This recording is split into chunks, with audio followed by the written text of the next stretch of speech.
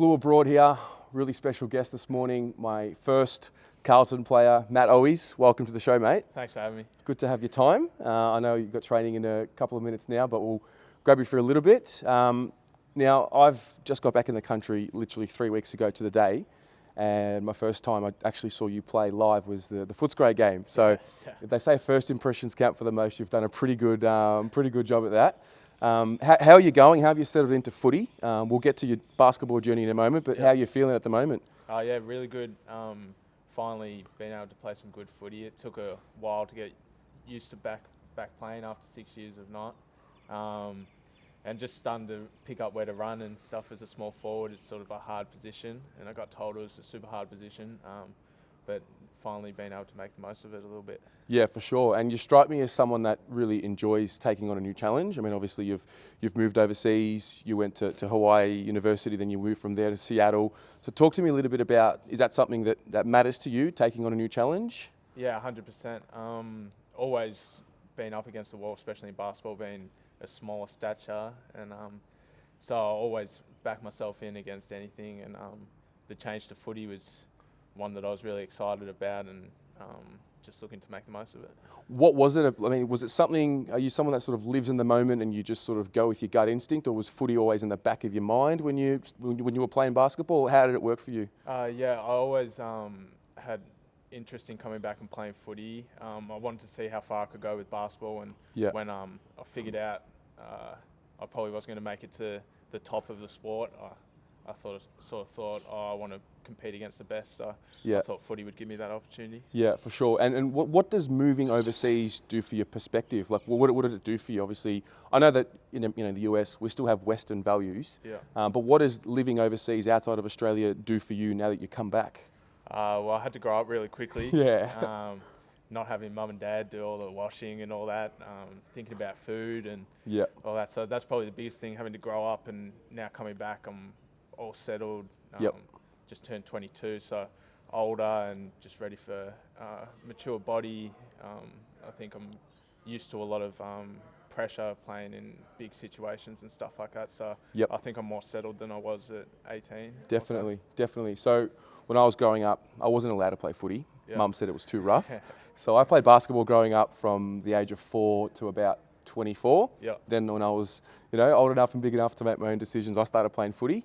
And I played in the ruck, not great, but I was okay. I noticed, I was playing as a 3-4, even sometimes an undersized 5-man. So I'm playing in the key. And you've always got someone who's within, 30 centimetres of you. So I always noticed the spatial awareness of having the ball. You go from this key, and then all of a sudden you've got mountains of space. What is the biggest thing you think you take from basketball that comes to footy? Is it spatial awareness? Is it something else? I think it's finding a gap and then exploding to it. Yeah. That's the biggest thing, especially as a small forward. You're usually getting it off a dropped mark or a crumb or a pack. So identifying space and going towards it. I think the biggest difference is you have to identify your own space, because it's so big, and someone else may have first right away for that. So you don't have to worry about travelling either. You don't have to take that first dribble.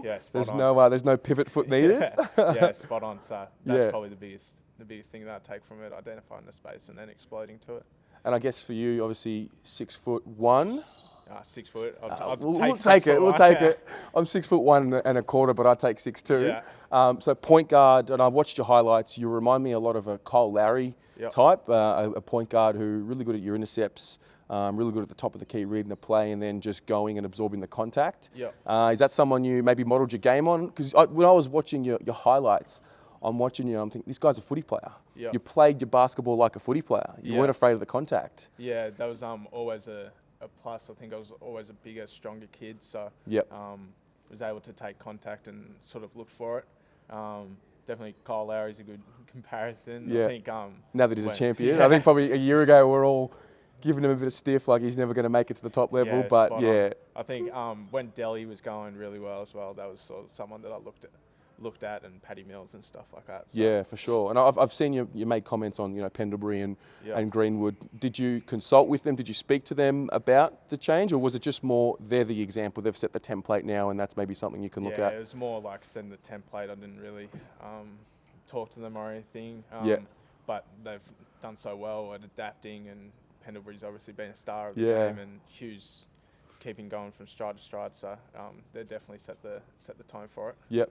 What motivates you? What are you driven by?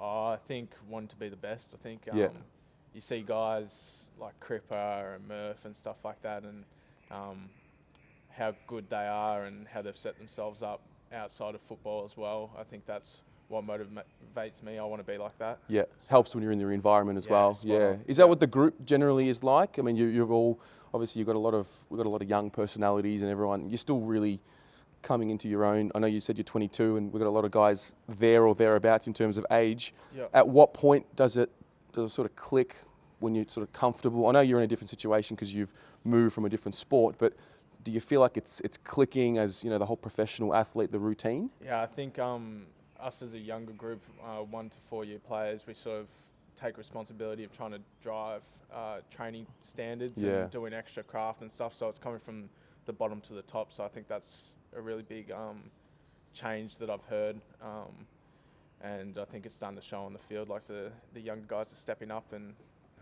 the older boys are pushing further up, and definitely so I think that's really helping. Definitely, and I know obviously as a player, and you're very grateful for the opportunity, so you'll play where the team needs you. But do you have an aspiration for a particular type of player you want to be?